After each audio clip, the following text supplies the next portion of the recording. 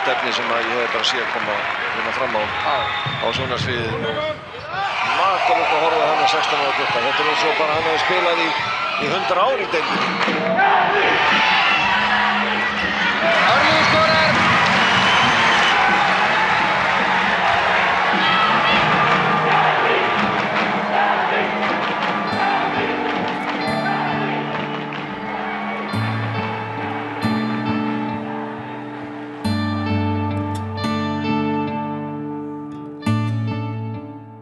Þegar Ölli fæddist 21. maí 1981 var ekki nokkur efi í mínum huga að hann myndi verða íþróttamaður og það framúrskarandi. Ég var bara 19 ára, ung og óreynd og virtist sem að ég væri búin að ákveða hans framtíð og annað kom bara ekki til greina að mínu mati.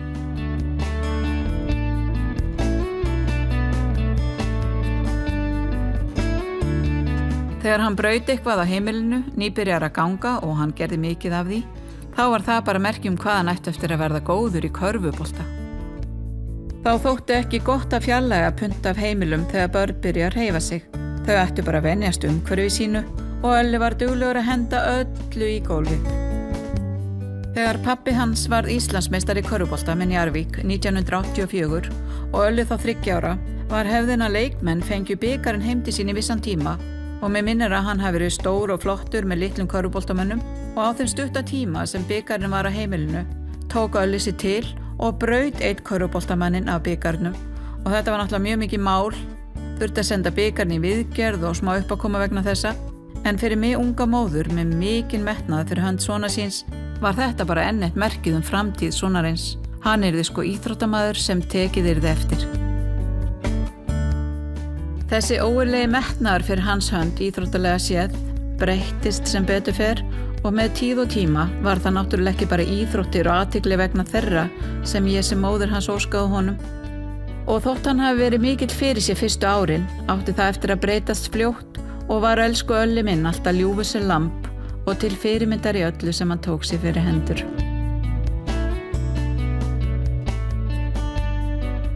Man bara eftir honum sem fyrirmynd og man hvað ég var alltaf stoltur á honum. Hann passaði upp á mig og ég hann. Stutt á milli okkar þannig að við gátum skilið hvort annan í ýmsum aðstæðum og stutt hvort annan. Yndist þetta að alast upp hjá mömmu. Hún var rosalega hlý og góð og gaf okkur mikinn kærleik og hugsaði vel okkur. Við leið mjög vel á lágmán. Þarna gengum við inn og út og fengum að vera bara við sjálfur og svo voru náttúrulega frændur okkar og pabbi og bikarar út allt. Eftir leiki í úrvalsdeildinni þá var oft mikið líf niður á Lágmóa. þar sem að fjölskyldan kom oft saman eftir leiki og þá voru leikinni krufðir. Og ég alveg klárað því að hann ungur strákurinn, hann lagði við hlustir og greindi leiki með okkur í rauninni. Hann er náttúrulega helstu, hann með allar þessar fyrirmyndir í meistaraflokk. Þá er liðið orðið með sigursælt og svona. Og þannig að svona í hlutarnas eðli, þá snerist þetta bara allt körfubolta hjá honum.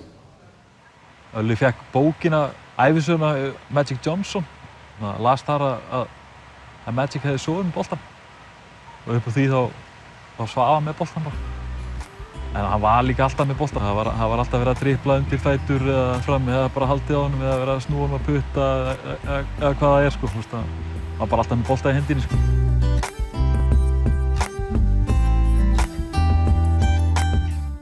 Ímynd af góðum vini, það er hann Ölli. Alla minningarnar af honum eru svona jákvæðar, uppbyggjandi. Eins og þegar við höfðum ekkert að gera sko, þá vildi hann fara í hláturskast. Og sátust við bara við eldhúsborði og við byrjuðum bara að hlæja. Mjög mikil gleði í kringum hann og hann var gífurlega jákvæður, bara sem krakki. Man eftir að koma heim úr skólanum, kannski með vini mína með mér og man eftir að sjá alltaf eftirvæntingu í andlitum vina mína. Við vorum spenntir fyrir því hvort að Ölli myndi koma og fara að fíblast eitthvað í okkur. Svo mætti hann með sitt breiða bros og vorum við kannski að labba meðfram veggjum og kom hann, breiðast á okkur og kýtlaði okkur í drasl sko. Þetta var bara ævintýra heimur og við bara lágum í hláturskrampa sko. Hann var svo fyndinn maður, hann var svo mikill húmoristi sko. Fyrstu æskuminningarnar eru í Myllubakkaskóla frá 1. og upp í 7. bekk saman þar og tiltölulega fljótlega þá náum við bara svona rosalega vel saman og verðum þessi perlu vinir sem við vorum á þessum tíma. Honum gekk mjög vel í skóla, hann var virkilega duglegur og klár og oft á tíðum þá hjálpaði hann mér með heimalærdóminn. Ég var algjör tossi. Hann var mjög hjálpsamur drengur eins og allir vita sem þekkt hann. Fórum fljótlega að hafa áhuga á körfu og vorum úti í körfu allar frímínútur. Við spiluðum mest hérna á Tungullunni.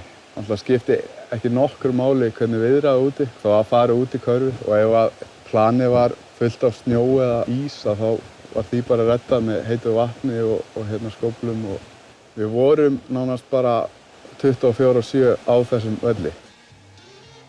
Við áttum okkur upp á slag, Crosstown Traffic með Jimi Hendrix. Við biluðumst þegar við heyrðum og héldum það á repeat bara og vorum tróðandi yfir hvern annan, alveg þessu vitlausir.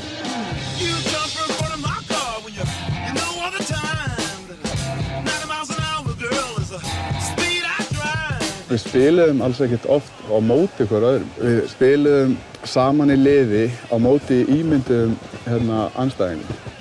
Og svoleiðis gátum við spila í 5-6 klukkutíma. Hann var náttúrulega alltaf kóngurinn, Michael Jordan og ég var meira svona kannski B.J. Armstrong og John Paxson og eitthvað svona.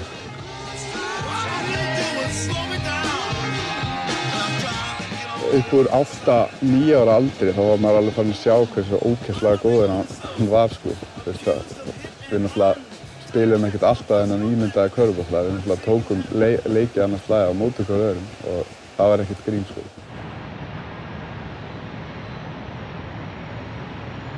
Ég hef verið svona 10-11 ára gamlir þegar ég kynntist honum fyrst.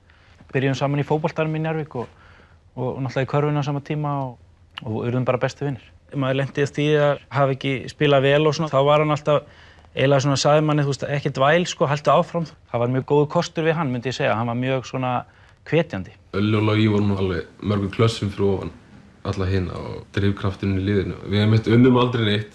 Við unnum 1 landsbankamót í Njarðvík. Vinnuboltanum þá vorum við með kerfi ef það var ekki eitthvað að ganga. Bara Ölli var með hann á pointi og því hinni farið út í kant, bíðið þar. Bara 1 og 1, þú veist. Við vorum komið í eitthvað vandræði, sko.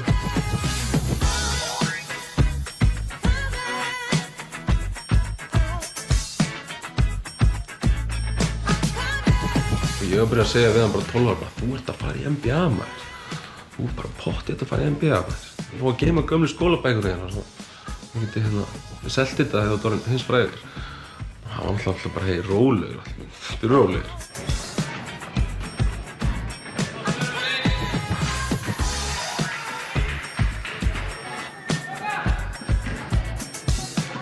Þjálfaði hans árgang í KR að spiluðum við oft við hann og fyrst þá svona sem maður tók eftir honum bara í minnibolta og maður vissi alltaf að svo sem maður var að fá 20+ á sig frá honum en maður svona reyndi að láta það gerast í eins mörgum skotum og hægt var. Þú stoppaði hann aldrei, það var ekki hægt. Hann var bara með það fjölbreytt vopnabúr, hann gat búið sér til sitt eigið skot hvenær sem er. Ég held hann hafi bara verið einstakur sem leikmaður.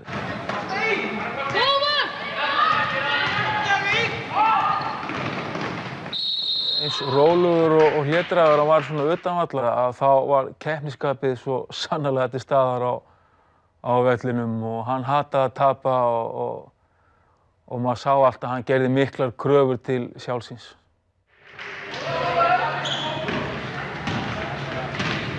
Ölla leiði vel í Njarðvíkurhúsinu. Besta vatni í heimi var í kallaklefanum í Njarðvíkurhúsinu. Ég man eftir þessu vatni, þetta var lítill vaskur þarna í einu af litla klósettinu sem var bara sýrenslega á sko. Dreitlaði úr þessu vatn, en var ískalt alveg. Svo seinna þegar við fluttum þó Þórstíðin, þá var hann svo ánægður yfir því að við varum með sama vatnið og inn í kallaklefanum Njarðvíks. Besta vatni í heimi.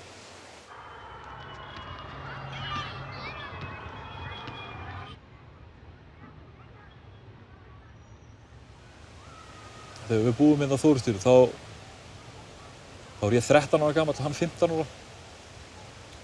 Hann ábyggilega að æfa með 2-3 flokkum og við erum kannski að slappa af bara á kvöldin heima og meðan hann að taka æfingar, taka hnébeygju og annari, armbeygjur, magaæfingar, 90 gráður upp við vegginn. En samt erum við bara að spjalla saman á meðan og hann finnur einhvern veginn ekkert fyrir þessu. Þetta er bara svona nettur kvöldstyrkur.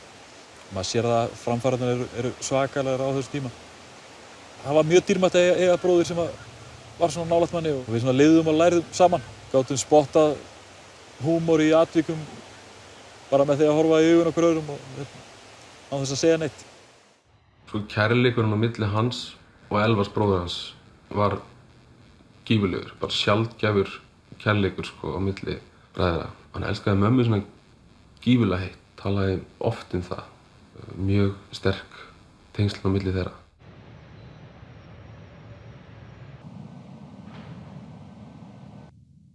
Upp á 8. bekk þá fara allir að sitja 2 og 2 saman sko og velja sér félag til að sitja með í bekknum og strákurinn satt með sko, hann var svolítið fyrir aðkasti gegnum árin og þeir sátu saman stóðu upp fyrir þeim sem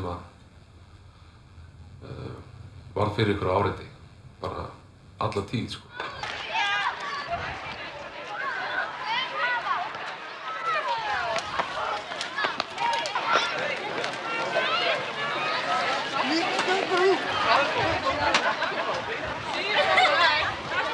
Ég vann í Njarðvíkurskóla hérna nokkur ára skeið, ég bæði kenndi þar og svo vann ég hérna samhliða þjálfuninni sem gangavörður og það var svo frábært oft að fylgjast með honum þegar hann sá einhvern vera að leggja annan í einelti eða einhvern sem var stanslaust að stríða einhverjum.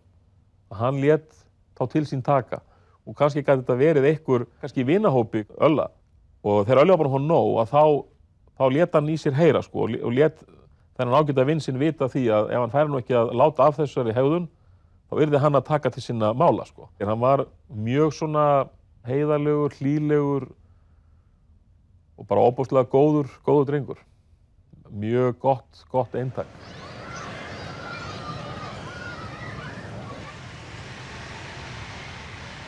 Það lá alveg ljóst fyrir að yrði nú að taka eitthvað af ungum leikmönnum inn í hópinn. Ölli og Logi, eins og við kölluðum alltaf dissarana, þetta svona átti við hérna rapptónlistina sem þeir voru að hlusta á og svona. Man eftir þeir náttúrulega bara þeir voru bara labbandi bæinn, þeir voru alltaf með bolta. Þeir fóru út í búð driplandi bolta og þeir fóru upp í skóla driplandi bolta. Þeir voru alltaf driplandi allsstaðar sem þeir voru. Þegar við svona áttum okkur á því að körfuboltinn er okkar sport, þá töluðum við mikið að fara bara í atvinnumennsku saman og þú veist, það var alltaf okkar svona markmið að fara saman út og spila. Mér fannst bara vera að koma þarna kynslóð af leikmönnum sem að ætluðu sér ekkert annað en að verða atvinnumenn í körfubolta. Þannig að það lá bara beinast við að taka þá inn í æfingahópinn og síðan var bara haldið af stað og þeir báðir standa sig bara mjög vel.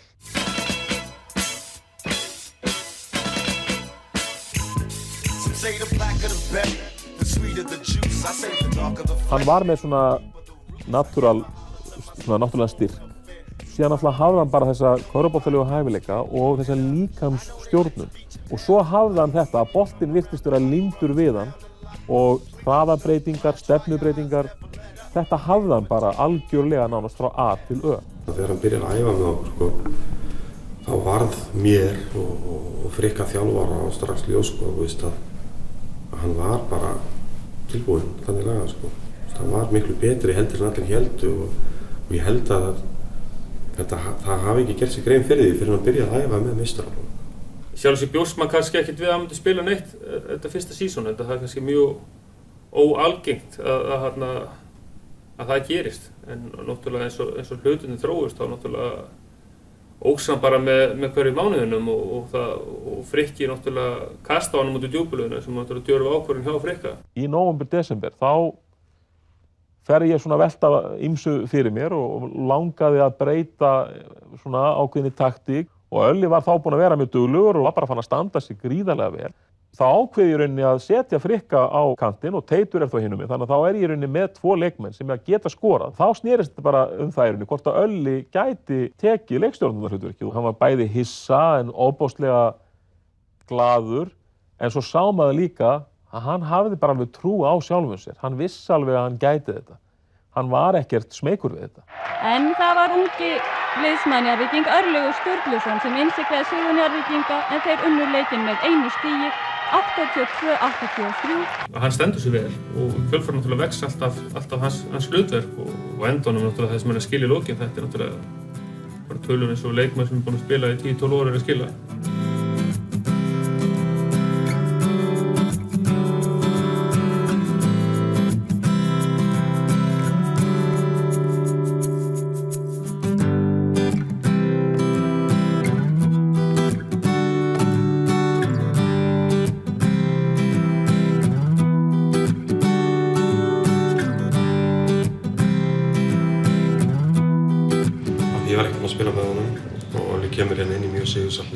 Þá var hann miklu betri heldur en ég held.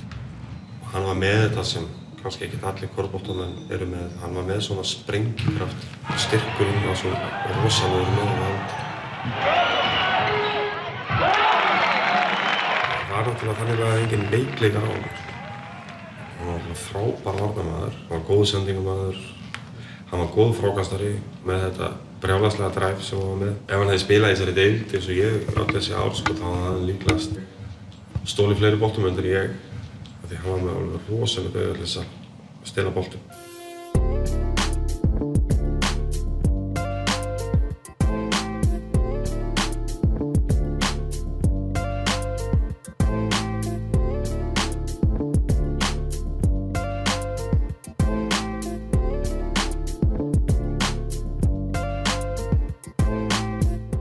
Svo auðvitað náttúrulega bara þegar úrslitakeppnin kemur, það er náttúrulega bara koma þarna leikið þar sem hann er náttúrulega algjörlega frábær. Og þá auðvitað eru náttúrulega fleiri augu og verður meira umtal og meiri sjónvarpi og... Örlygur er leikstjórnandi hjá Njarðvík, honum var bara hent út í djúpulauginu, veitu. Örlygur skorar!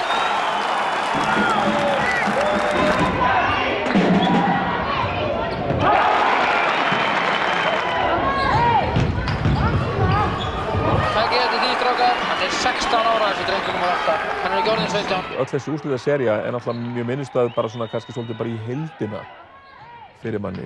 Liðið var orðið alveg gríðarlega einbeitt og við vorum alltaf að verða betri og betri og betri og þegar kemur einmitt í þessa loka seríu þú bara finnur það er komið að einhverju mómenti, það er einhver eining sem að hún virðist bara vera algjörlega órjúmanleg, ekki hægt einhvern veginn að eiga við hana og þannig var þetta Njarðvíkurlið á þessum tímapunkti.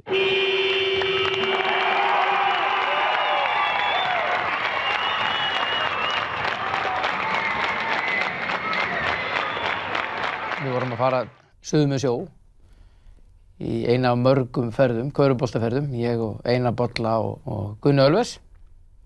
Og þá voru þeir að segja mér frá þessum svakalega leikmanni sem var enn ein stjarnan þarna í Njarðvík. Og þeir lýstu honum fyrir mér í smáatriðunum og líktu honum við alla bestu leikstjórnendur, bara NBA held ég.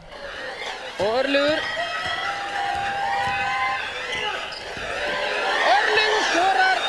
Sjáu þið þennan 16 ára strák. Þetta er aldeilis ótrúlega.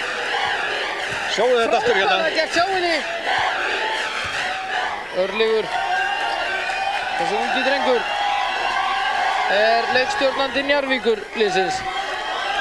Kom strax á blað nr. 1 hjá manni, sem einn af þessum aðalmönnum og maður hélt mikið upp á hann og hann sýndi bara að svona ungur var hann svo ótrúlegu leiðtogi. Það er svo sjaldgæft, svo ungur. Þeir er alltaf verið að tala um þessa reynslu og allt slíkt. Þannig að þetta var eina setningin, sko, þið eru þetta gamlir með þessa reynslu. Ég er kóngurinn, 16 ára. Jöfull er hann góður þessi drengur maður. Frábærlega gegn, 89-79, læsir upp. Friðrik allar kerfi, Örlygur kemur.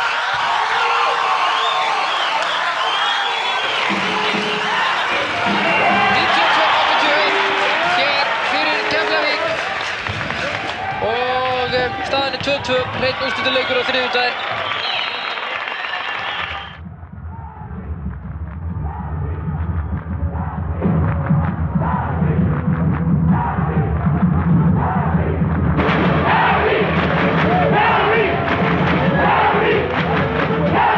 leikstjórnandinn höfðinginn og leiðtoginn í liðinu. Þannig ef sú staða veik, þá kemst liðið ekkert áfram. Það þarf ekki að vera svo leikmaður sem endilega skorar mest eða gerir mest, en ef þú kemur ekki boltanum á þann leikmenn sem eiga að standa vaktina á hverjum tíma, að þá ertu illa settur. Það að kornungur piltur taki það hlutverk að sér með þeim hætti sem hann gerði, það einstakt í íslenskri körfuboltasögu. Það bara þannig. Og fyrir það mikil virðing sem hann hlýtur.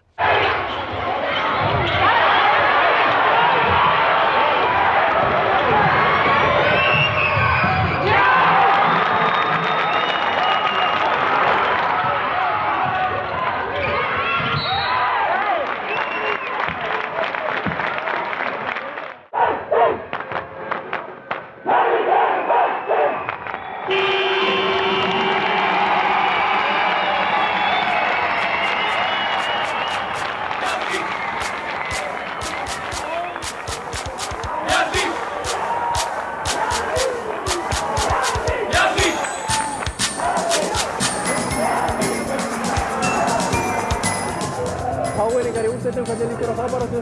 Já, mér líst bara mjög vel á það. KR-ingarnir hafa verið á mikilli uppsiglingu og þá má kannski segja það að KR og Njarðvík voru þau lið sem frá og með áramótum fylgdu hægt og sígandi upp töfluna. Áfram Njarðvík, áfram Njarðvík, áfram Njarðvík, áfram Njarðvík, áfram Njarðvík, áfram Njarðvík, áfram Njarðvík.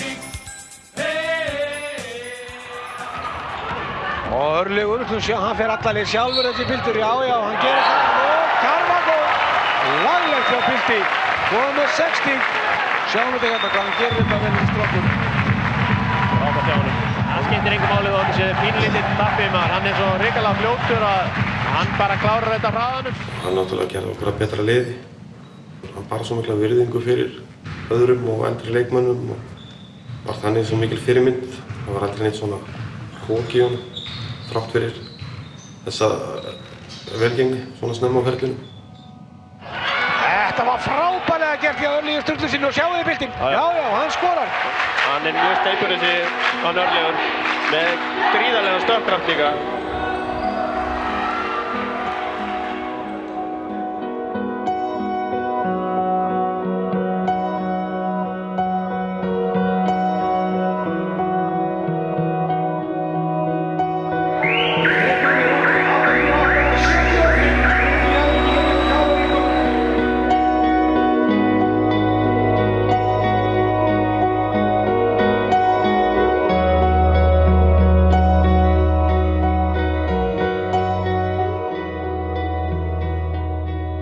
Þessi leikur nr. 2 á móti KR, þar sem hann skorar 20 stig og stelur 6 boltum og dælir stóðsendingum.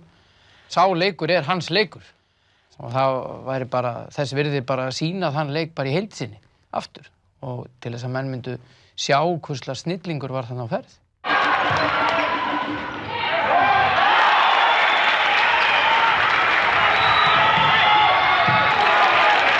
Þegar 16 ára strákur að halda upp í liðinu? Halda upp í liðinu og þá náttúrulega verður menn að passa svoleiðis menn. Fyrsta minningi úrslitakeppnin. Spilaði og aktaði miklu eldri en náttúrulega var, sko. Fór hann held illa með okkur í þessari rimmu, sko. Það var eiginlega nánast svona orðið ljóst eða hvernig leikmaður hann myndi verða eftir að hann stelur bolta á honum á okkur þar sem við erum á leiðinni upp í sókn og fer upp og treður. Eins og það væri bara óskubænilegur mánudagur hjá honum.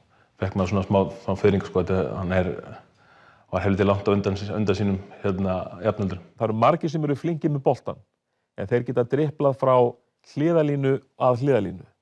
Og það geta þá flestir og jafnvel svona tekið eitthvað skref aftur á bak. Það vantar leikmenn sem geta farið áfram, sem geta farið á körfuna til þess að ógna fyrir annarkot sjálfan sig eða þá að vörnin fer öll af og þá finnur þau samherjaðina. Hann hafði þetta fullkomlega. Hann fór alltaf áfram. Þetta alveg ótrúlegt að horfa á drenginn. Hann alveg frábær. Og hér Örlygur. Nú að það að tróða hann ætlaði að gera það. Hann því að hann sé búinn að vera í meistaraflokki 16 ár, heldur hann sé 16 ára. Búinn að spila ótrúlega vel í báðum þessum leikjum og allri þessar úrslitakeppni. 16 ára gamall.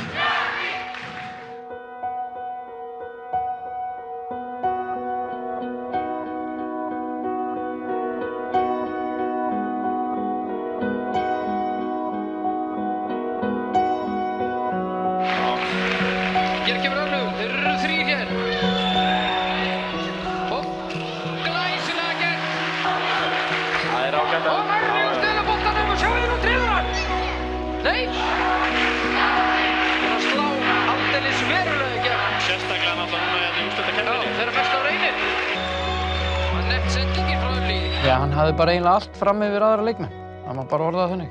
Hann hafði yfir svo miklum góðum leikskilningi og góðri yfirvegun að ráða.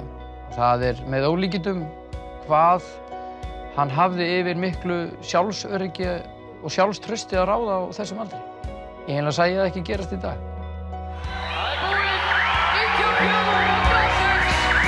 Njarðvík Íslandsmeistari 1998.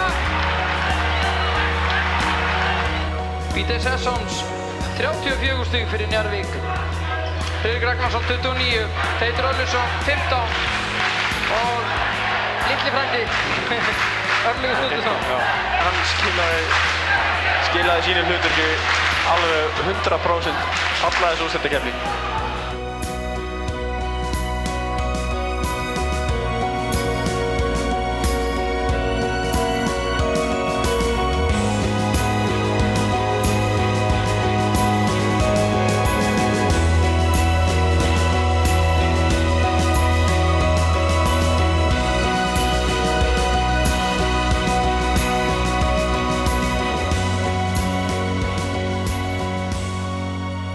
Man að þeir tveir, Ölli og Logi, þeir náttúrulega höfðu farið upp alla yngri flokka. Ekki unnið titla. Þannig að fyrir þá var þetta náttúrulega alveg ofboðslega mikið og stórt að standa þarna 16-17 ára guttar en vera svo allt í einu Íslandsmeistarar í meistaraflokki. Gaman að vinna loksins einn og vinna svo stærsta sem var í boði í íslensku körfubolta. Og þetta held ég hafi líka kveikt bara áhugann fyrir okkur að fara bara eins langt og hægt í íþróttinni. Þú veist, þessi fyrsti titill svona gaf svolítið mikið neista. Ég held þetta sé einstakt og vil sé langt í að þetta gerist aftur. Að 16 ára leikmenn taki heila úrslitakeppni í efstu deild og geri að sinni keppni.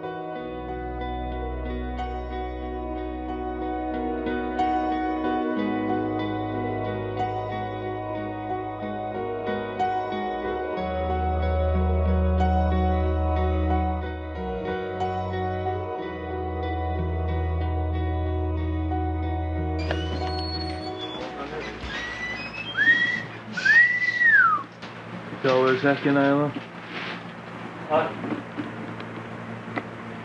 Þú andrar hann það af sekkin. Já, ertu hann að svakna eftir það? Snirtilegt herbergi hérna. Ég var að þjálfa í æfingabúðum í New Jersey, Bandaríkjunum og var að taka mjög efnilega stráka með mér og þær búðir. Þar vorum við saman svona dag og nótt og þá svona kynntist honum í svona almennilega í fyrsta sinn. En þarna svona heyrði maður hans drauma og hvað hann stefndi að og við ræddum svona allt milli himins og jarðar. Mönnum er raðað eftir svona styrkleikum og hann var settur í styrkleikaflokk með bestu leikmönnum og hann er ekkert að spá þú veist, í hvaða aðstæðum hann er bara mættur til þess að spila sinn leik og hann spilaði alveg dásamlega vel og held ég í fyrsta leik að þá var Ölli bara orðinn leiðtogi þessa liðs og þó hann hafi verið frá litla Íslandi og þarna strákar sem hafa búin að vera rankaðir á top 50 yfir high school leikmenn í Bandaríkjunum og með honum í liði var einhver prímadonna sem fannst hann ekki fá boltan nógu mikið. Þegar þessi strákur byrjaði eitthvað að væla, hann sá hann bara steinþegja, hætta þessu væli og reyna bara einbeitt sér að vinna leikinn með hinnum og þetta lýsir hann nokkuð vel. Öllu er að geta próspinna í bóksi, þetta er eitthvað nýtt hérna, gamla grínið. Ég, Helgi, Magg, Baldur Óla, Logi Gunn og Ölli voru þannig 2 vikur í æfingabúðum sem var mjög gaman og mjög lærdómsríkt. Og þarna náttúrulega voru fullt af háskólum að fylgjast með og skoða leikmenn og high school þjálfarar og honum bauðst að fara til Bobby Jones. Jones had the uncanny ability to turn a defensive play into an offensive one. The name of the game is scoring, and that's not really my forte. I try to play the other end, try to concentrate on turnovers, trying to create turnovers and get on them fast break and pass the ball. You have to go after it. It's not going to come to you. I really don't look at that many stats, but I like to follow my steals and my block shots, and I think it's an indication of how I'm performing on the court. Jones was often at his defensive best when a game was still to be determined. While others took pride in making the clutch shot, Bobby Jones took pride in stopping it. In his own way, Bobby Jones was as good a pressure performer as the NBA has ever seen. I saw Ollie up in New Jersey. Every summer, we would take our high school team up to New Jersey to a basketball camp up there. And it was Eastern Invitational, was the name of the camp. And I was sitting with one of the directors of that camp, and I said, boy, he's a pretty good player. I said, he really moves well, and he understands the game well. So then a little bit later, that director came back and said, you know, I've talked with Ollie and whoever was with him, and he said that Ollie does have an interest to come and play in America. It was unbelievable how he would just set guys up, you know, for an assist and just suck people in and dish it out. So his quickness, strength, and then kind of his court vision is what I remember most from that camp. And just, I mean, he dominated up there. It was really neat to see. Olla var að spila úrslitaleikinn í Ís. Olli var meistari í fyrri vikunni með sínu liði í Ís. Búinn í úrslitin núna seinni vikuna.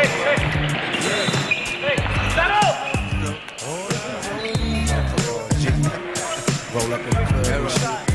All eyes on me. All eyes on me. You know what? I bet you got it, cause you don't know who to trust. So many player-hating niggas trying to sound like us. Say they ready for the fun, but I don't think they know it. Straight to the depths of hell, that's where them cowards going. Well, all you still down, nigga, holler when you see me. And let the devil be so. Led the Bucks to a championship today. 6'2" junior guard from Iceland, Ollie Sturleson.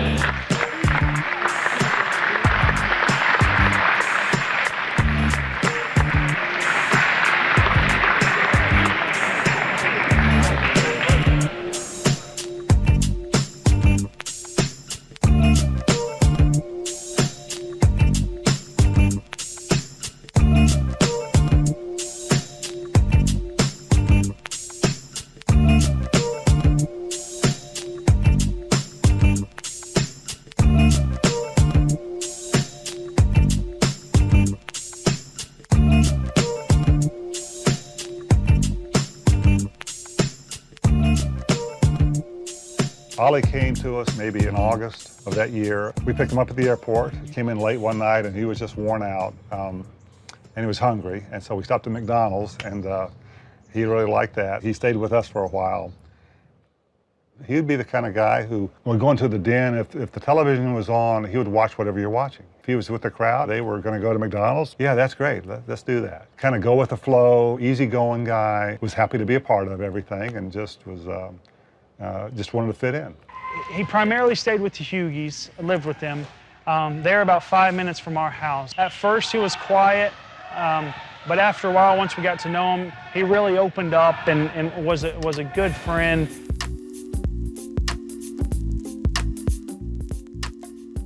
I felt like Ollie really, gave a great effort. He just really tried to blend in, and he was very popular with everybody in the school. Everybody loved him, and he had just a great personality, a great demeanor, very sincere, just very friendly.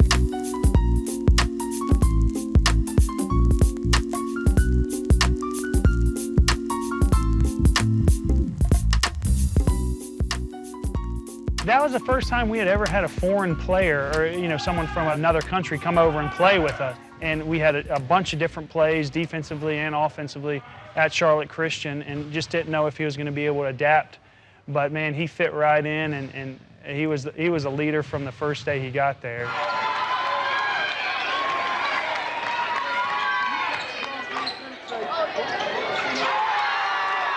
He was our starting point guard, which everybody knows is so important to a team. We would not have won probably half the games had we not had him.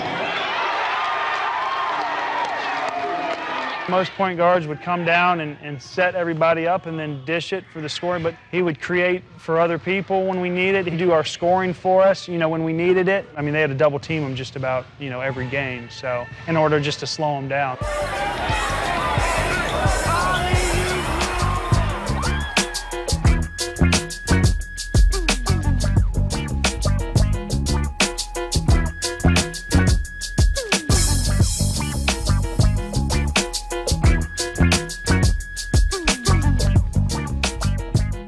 quickly established himself as one of the better athletes on our team. He made such a difference in our games. And I'll share this one game with you. We were playing in California one night. They had the ball out of bounds, and so they run an out-of-bounds play. And as they do, this guy goes to set a screen on Ollie, and as he does, he punches Ollie in the stomach. The referees don't see it. You can see Ollie double over and really actually go to the floor. I called a timeout, and I brought him over, and I said, you know, Ollie, are you okay? You need to come out. He said, no, I'm okay. You could see in his eyes just a steely determination that there'll be repercussions for this. He probably had 3 or 4 straight steals immediately right after that and just took it from that same guy every time. It just really embarrassed the guy.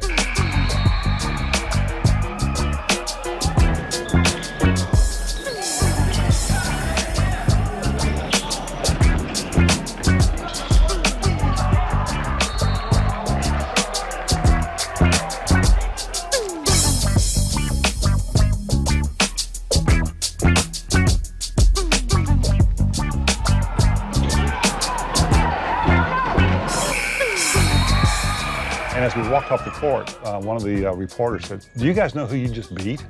And I said, no, we don't. And he's told us how good they were and how they were ranked and they'd been a state champion. And really it was because of Ollie. He sort of willed us to victory in that game by the way he played.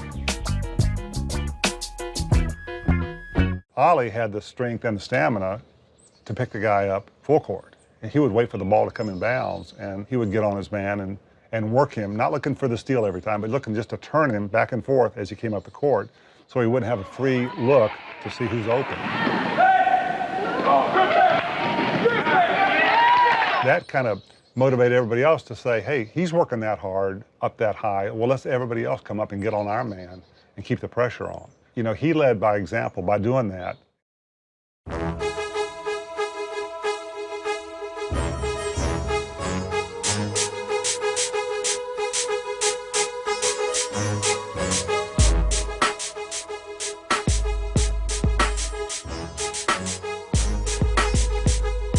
He could read his man so well that he was guarding. He would watch the guy make the pass, and many times he'd either deflect the pass or he'd catch it on the bounce and just take the ball and go the other way. It was really strange, you know, to see a guy who could do that. Another odd thing about it was my middle son, Matt, was a really good defender too. That year, they both set a school record for steal. It's neat to see that we both still hold that record. If I think about even just as a defender and me as a defender, I don't feel like I'm anywhere near him just because his quickness and his strength was unbelievable, and he had such an awareness of, you know, where a pass was going to be.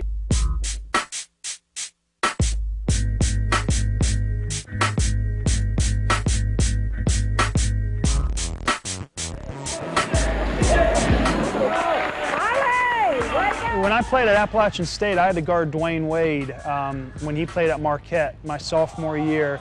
From practice guarding Ollie in high school, and then that would be the closest person I would compare him to. And it's obvious to see how he got so good because of that drive and that will to always win. When he got there, he kind of turned it around where we followed him, and he was always wanting to work out or shoot hoops or something. He always wanted to get better. He pushed us to become better players as well.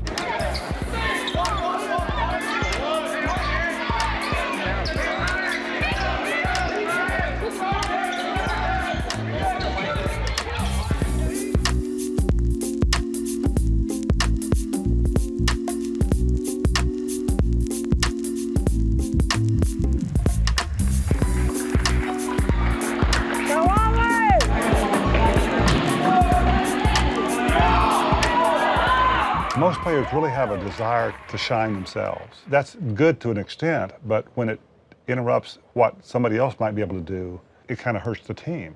And it's a rare player like Ollie who, when he goes into the game, all he wanted to do was win. He didn't care if he got 0 points or 0 steals or whatever. As long as we won the game, he was happy. What can I do to help my team get better? That was Ollie. When colleges or even in the NBA, when they draft players, they're looking for those kind of players. He really was the kind of player that I felt like I was. He would see what needed to be done and he'd go do it.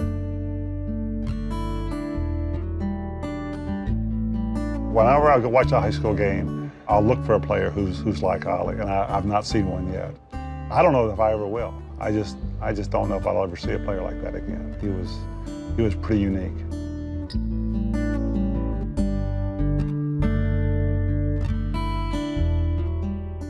Velgengni í íþróttum þýðir ekki alltaf að lífið sé bara dans á rósum.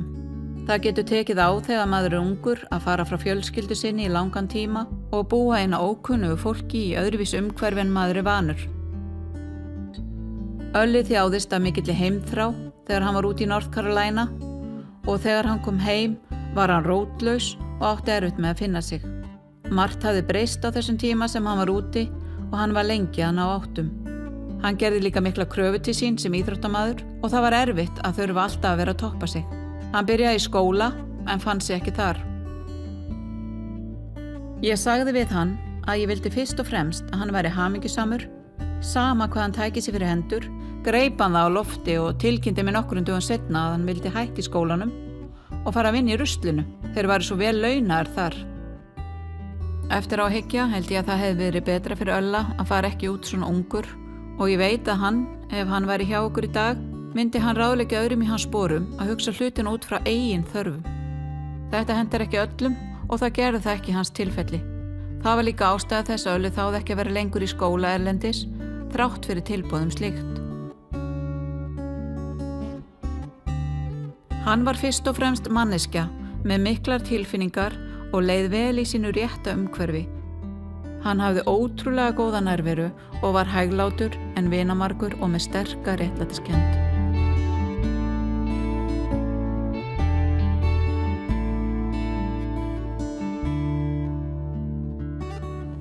Það var bara gleði samt sem var að fá hann heim sko, þótt að maður hefði kannski líka viljað að hann haldi áfram úti. Maður hafði svo mikla trú á hann á þessum tíma. Það voru allir þannig að veginn færir fyrir hann sko. Munurinn kannski á honum þegar hann kemur tilbaka var þessi líkamlegi styrkur. Enn frekari agi á öllum æfingum sem hann hafði tilhinkað sér í Bandaríkjunum. Bara fullmótaður þannig lagað sko. Hann hefði, því að maður alltaf pæli að hann var ungur sko.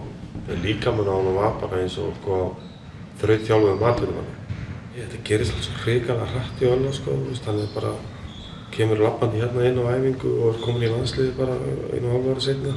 Mér fannst vera svona kominn tími á að það þyrfti kannski að huga að yngri kynslóð svona í bland við þessi eldri.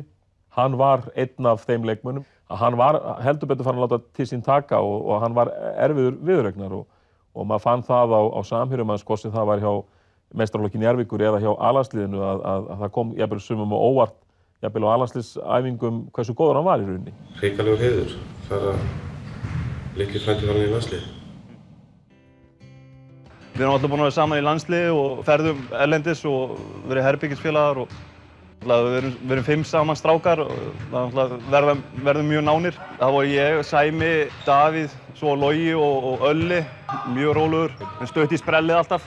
Einn af þeim betri yfir landi bara og alltaf verið. Þarna náttúrulega sumarið tekur hann þátt í 2 landsliðsverkefnum og hann var frábær í mótinu Evrópukeppninni U20 ára. Við vorum í riðli með Rússlandi, Úkraínu, Frakklandi, Svíþjóð og Póllandi. Ef þú tekur alla riðlana þá var Ölli stóðsendingahæstur yfir alla riðla með einhvers á bilinu 6-7 stóðsendingar á meðaltali leik. Hann var stigahæstur íslenska liðsins, hann var með tæp 15 stig á meðaltali leik. Rússneski þjálfarinn sem að ég talaði við svolítið á mótinu, hann fór mjög fögrum orðum Ölla og talaði að þarna væri framtíðar leikmaður sem geti náð í hæstu hæðir og við erum að hafa það í huga að í þessari Evrópukeppni þar voru leikmenn eins og Kirilenko, Utah og Ceska Moskva leikmaður var með Rússlandi.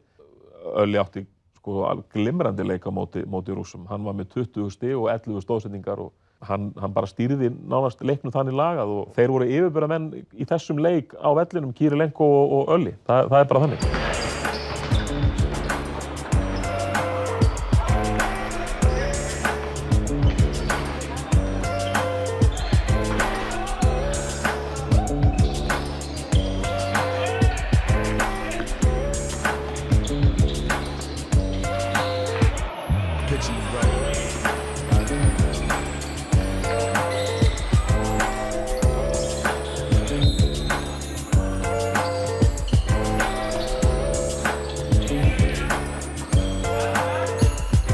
Þegar maður tekur mið af frammistöðu hans með Njarðvík í meistaraflokki, ungur að árum, og og svo framistöðu hans þarna að það svona segir manni að hann hefði náð ansi langt.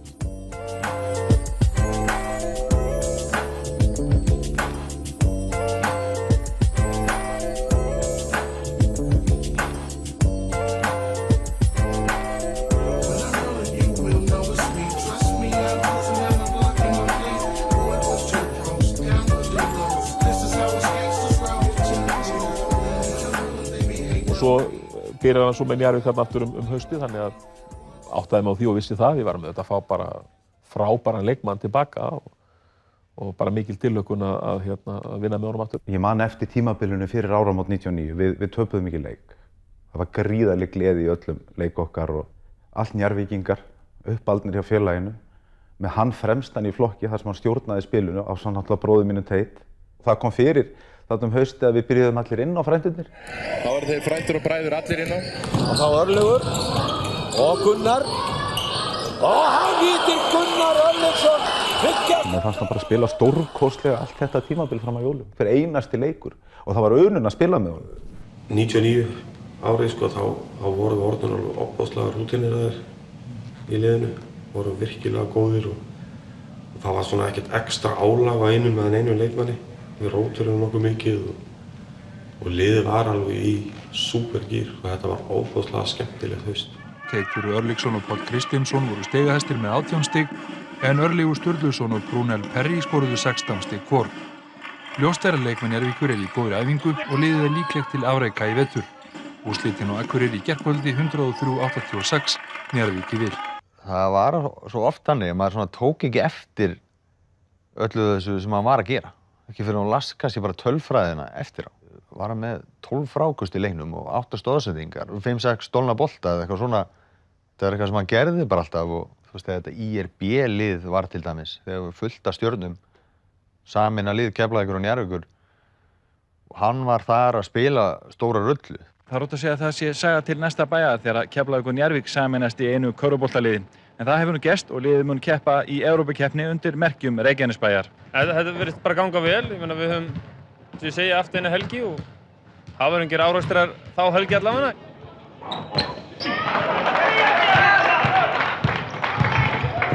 Ég man náttúrulega eftir þessum leikjum, sérstaklega með IRB. Komum hörkutölu út af þeim leikjum og stóðst mönnum alveg fyllilega snúning á parkettinu. Hann var bara búinn að skipa sér sess bara náttúrulega með betri pointgöldum í deildina á þessum tíma.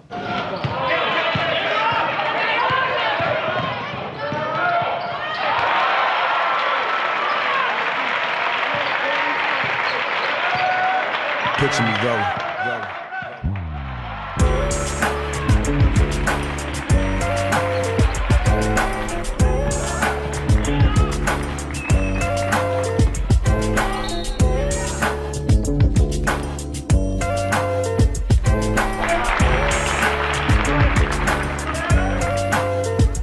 Picture me rolling.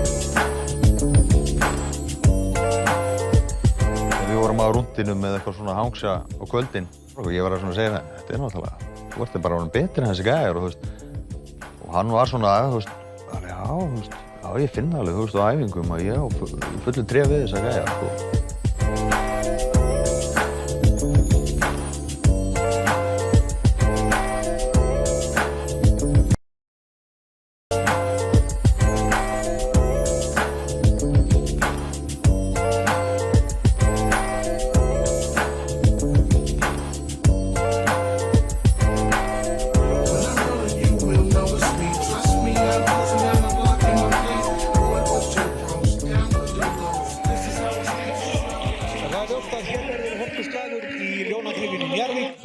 Benti Gaupa og þarna færi framtíðar íþróttamaður Íslands sem ég held ég hef ekki sagt nokkurn annan íþróttamann. Það setur þetta saman, það viðhorf sem ég og virðingu sem ég bar fyrir unga drengnum. Þá kemur Örlygur Sturluson og sjáu þið bildinu, hann alveg saumað sig þetta í gegn og skorar!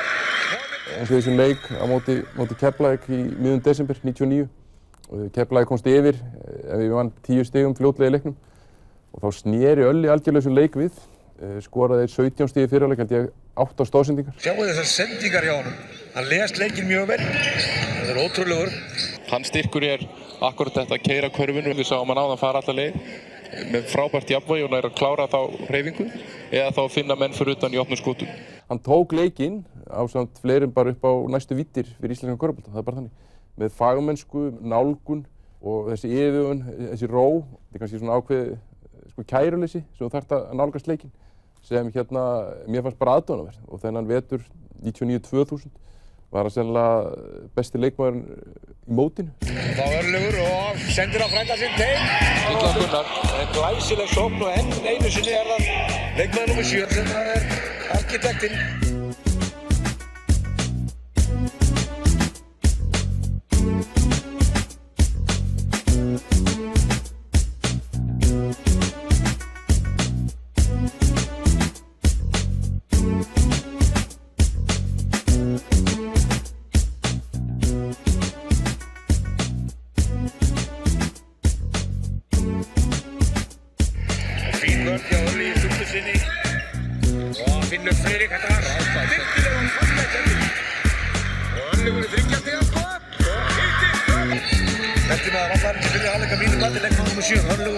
Heldur betur, búinn að vera alveg frábærlegur.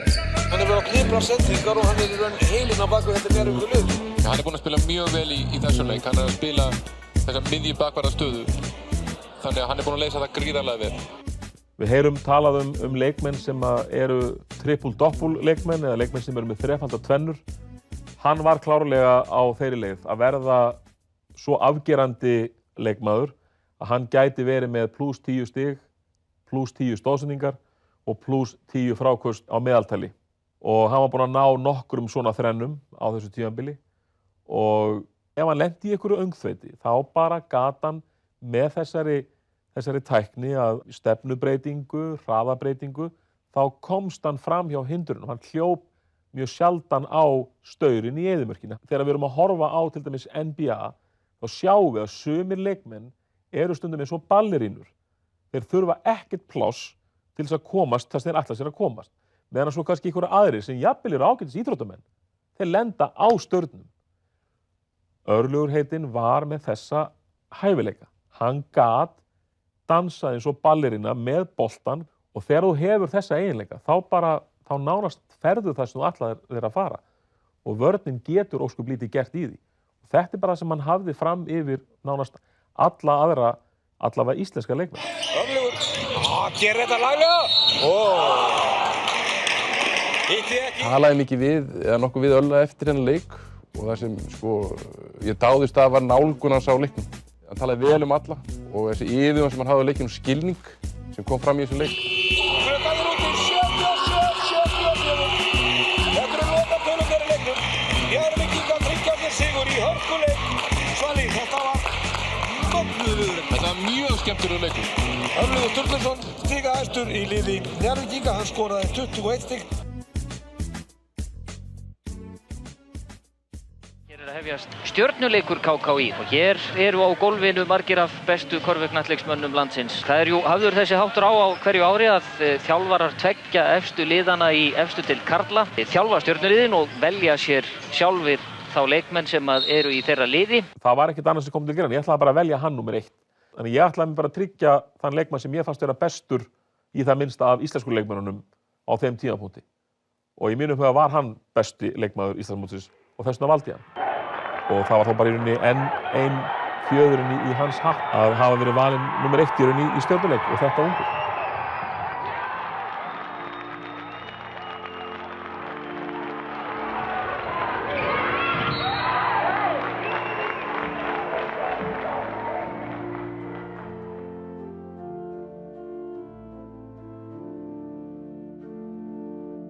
Örlygur Sturluson, körfuknattleiksmaður úr Njarðvík, lést af slysförum helgina.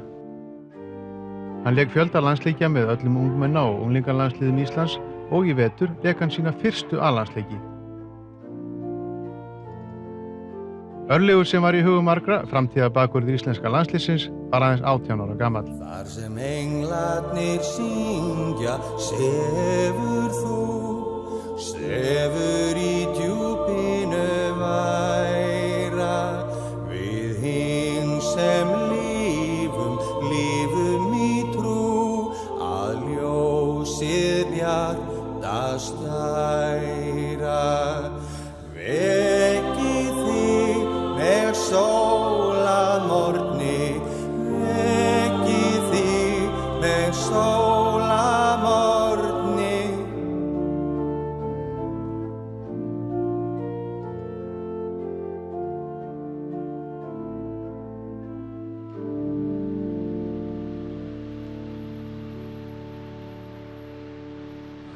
í mínum augum var körfuboltinn bara algjörlega öðru sæti sko.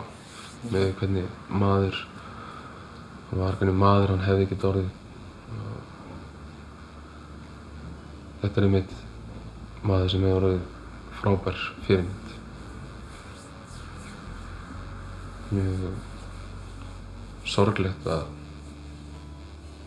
dóttir mín kynnist aldrei Ölla, svona hlutir sko.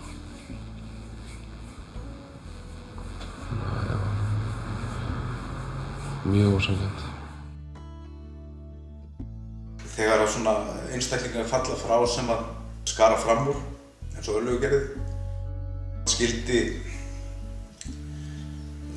þessi duli, ljúfi drengur eftir sig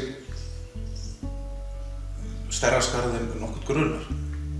En eftir stendur hins vegar minningum frábæran dreng og glæsilegan körfubolta.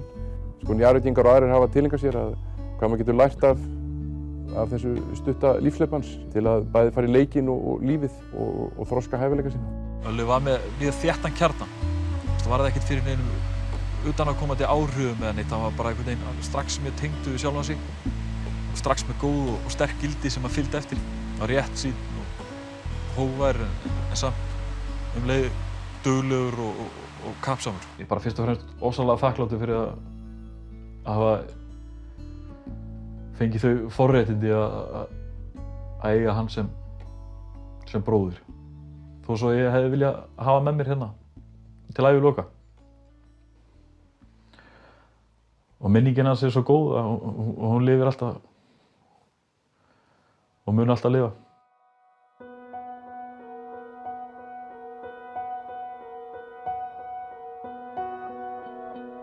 Lífið án Ölla getur stundum verið óbærilegt en allar góðar hugsanir lina þjáningar og af þeim af nógu að taka í minningum lífið með honum. Brosið hans fallega og jafnaðar geð orð. Ég minnist þess sérstaklega því ég sótti hann í flugstöðina eitt sinn sem oftar þegar hann var að koma erlendis frá með unglingalandsliðinu. Það var mikið af fólki allt í kringum okkur þegar hann kallar af vin sinn úr liðinu yfir allan salinn og benti á mig og sagði: Þetta mamma mín.